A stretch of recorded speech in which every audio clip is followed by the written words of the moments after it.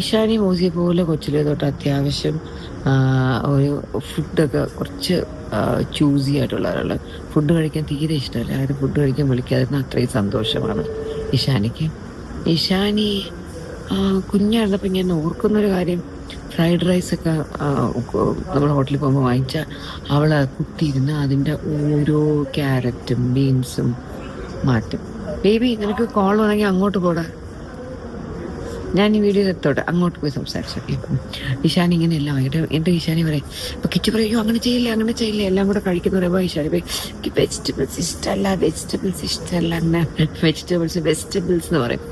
നല്ല ഫസി കുട്ടിയായിരുന്നു ഇഷാനി, ഒന്നും കഴിക്കാൻ ഇഷ്ടമല്ല, ഇച്ചിരിക്കേ കഴിക്കത്തുണ്ടായിരുന്നുള്ളൂ.